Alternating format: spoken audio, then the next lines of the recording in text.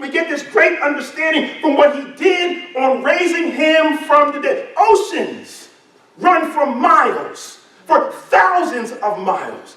And then they get to Ocean City, and God says, that's enough. Stop right there. That is powerful. Every morning, the sun rises by the hand of God. Every evening, the sun sets by the power of God. Birds fly at the command of God, and they are fed without barns or storehouses or refrigerators. There is food always given to them because God is providing. That is the power of God. We've been sitting here for 45 minutes, an hour. How long have we been here? And we've never had to tell our hearts to beat. We've never had to tell our ears, go catch that sound. We've never had to tell our eyes to take that image, send it up to your brain, turn it right side, send it back down. It happens over, and that is the power of God.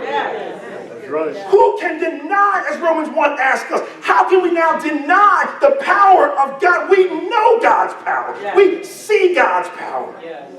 And yet, with all of those things, with how your body functions, it says the resurrection is even a greater sign than that.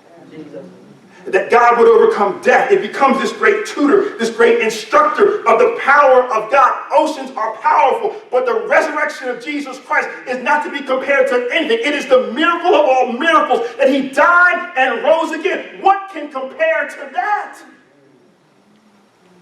He says these two signs of what God can do is the capacity, the ability to raise Christ from the dead.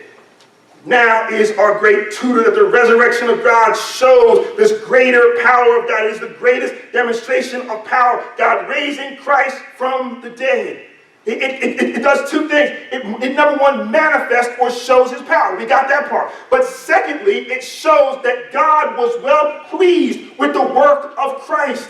He raised him from the dead because he was worthy of being raised from the dead. He raised him from the dead because he had completed all of his work. He raised him from the dead because he did everything that he was sent to do. What was he sent to do? He was sent on your behalf to capture your sin condition and to take it away forevermore. He bore all of our sins and griefs and sorrows. He is well familiar with everything that you face, everything that you go through, and now God the Father in heaven looks down at the work of Christ. It is finished, it's completed, and he says, I'm well pleased. Yeah.